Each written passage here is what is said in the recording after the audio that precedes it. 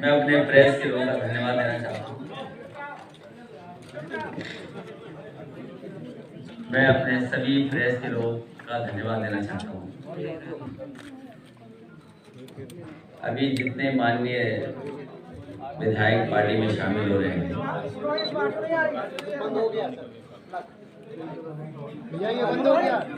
मैं पत्रकार साथियों का धन्यवाद देना चाहता हूँ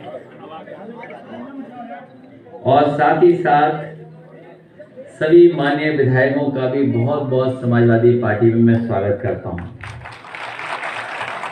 लगातार हमारे सभी विधायक ये कह रहे हैं कि आने वाले समय में सरकार बनने जा रही है, तो हमारा माननीय जो आज सरकार में है उनसे यही निवेदन है कि दिवाली का त्यौहार आ गया है, वो दिवाली का त्यौहार मनाएं, अपने घर की सफाई करा दें,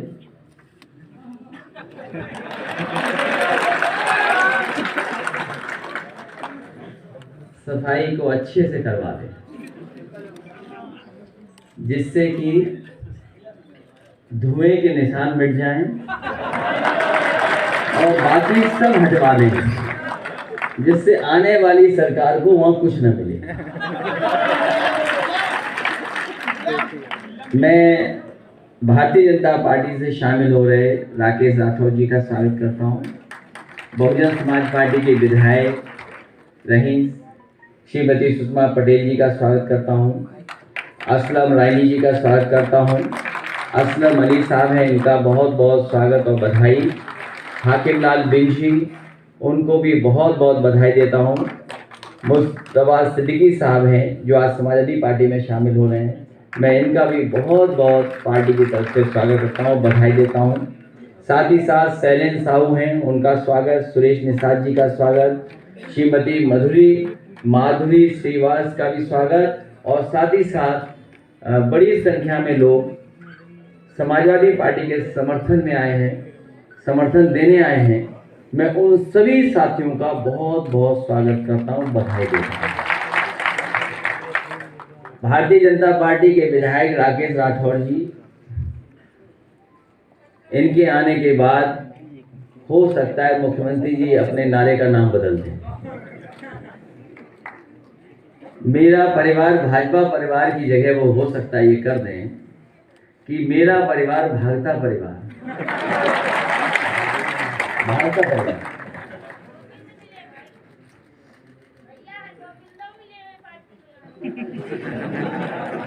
वो भूल गए।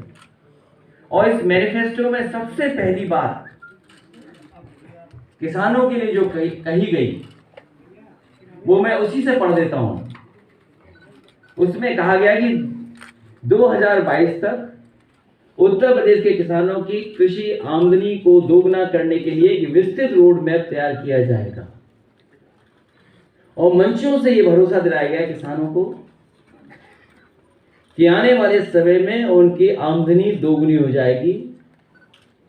आज किसान उत्तर प्रदेश का जानना चाहता है कि आखिरकार आय कब दोगुनी होगी।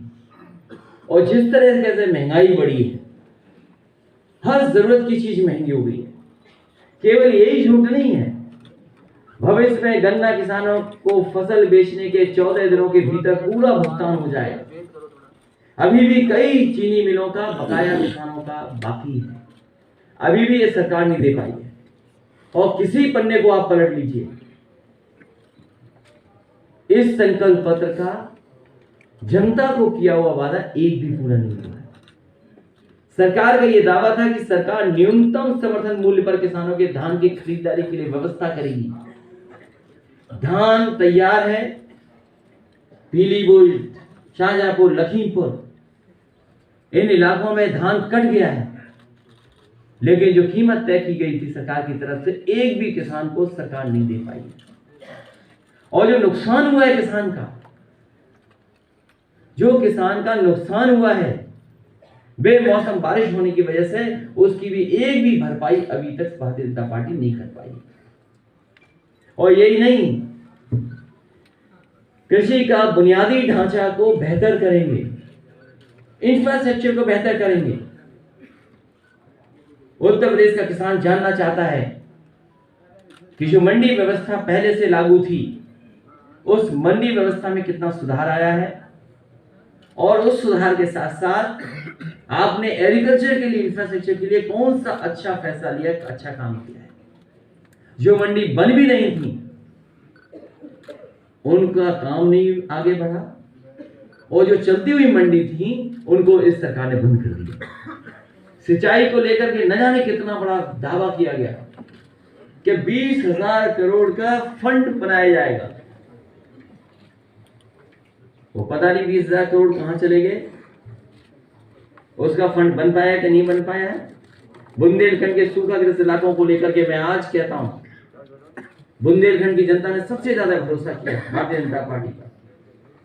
सभी सांसद, सभी विधायक जिता दिए, और जितना भरोसा जनता ने किया उससे ज्यादा बड़ा धोखा भारतीय जनता पार्टी ने बुंदेलखंड की जनता को दिया है। ना पानी मिला उन्हें, ना पीने का पानी उपलब्ध करा पाए, और महंगाई तो बढ़ाई बढ़ाई। और जिस समय मजदूर आए थे बुंदेलखंड में, लोगों की जान चली गई, लेकिन किसी की मदद नहीं की सरकार, और वापस मजदूरों को फिर वापस जाना पड़ गया। सिंचाई का कोई इंतजाम सरकार नहीं कर पाई, कोई पन्ना उठा करके देख लीजिए आप। दुग्ध विकास को लेकर के वही जो समाजवादी सरकार में काम हुआ था, उस काम को भी आगे नहीं बढ़ा पा रहे। समाजवादी सरकार थी तो मदर डेयरी का प्लांट 5 लाख लीटर प्रोक्योरमेंट का प्लांट लग गया था। लखनऊ में अमूल का प्लांट लग गया था, 5 lakh litre procurement per day का। इसी तरह भोगीपुर में 5 लाख लीटर प्रतिदिन मिल्क का प्लांट लग गया था। काऊ मिल्क डेयरी प्लांट लगा था कन्नौज में, और बहुत सारे उत्तर प्रदेश के पराग के प्लांट को सुधारने के लिए हजारों करोड़ रुपए बजट के माध्यम से दिया गया था।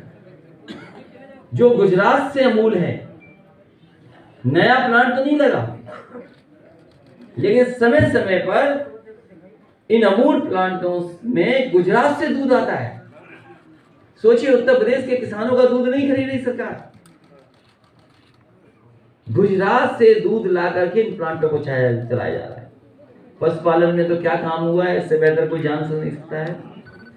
किस पन्ने को मैं पलटूं? मैं तो पत्रकार साथियों से कहूंगा, एक पन्ना पलट करके आप हमें भी दे दो तो मैं पढ़ दूं कौन सा बड़ा झूठ उसमें लिखा गया है। फूड प्रोसेसिंग क्या हुआ है पता नहीं। ये मुफ्त लैपटॉप, एक बात को मैं कितनी बार बोलूं, अब हमें भी नहीं अच्छा लगता बार बार बोलने। 4.5 साल टैबलेट देते रहे और अभी भी टैबलेट नहीं मिली है। ये पता नहीं कौन सी टैबलेट बीजेपी दे रही है। और 1 GB इंटरनेट मुफ्त, वो धुएं के निशान मिटा दी जाएंगे। 1 GB इंटरनेट मुफ्त। बीजेपी के लोग बताएं वो 1 GB कहां है इंटरनेट। शिक्षा संस्थानों का विस्तार, शिक्षा संस्थानों में जो चीज हो रही है वो कल्पना नहीं की जा सकती, वो तो बाद में पता लगेगा। शिक्षा संस्थानों को चौपट कर दिया गया है और एक तरह की सोच के लोगों को बैठा दिया है, जिससे कि वर्षों वर्षों वही अपॉइंटमेंट होते रहे। इससे बड़ा समाज का नुकसान कोई नहीं हो सकता तो भारतीय जनता पार्टी ने शिक्षा के क्षेत्र में करके दिया है।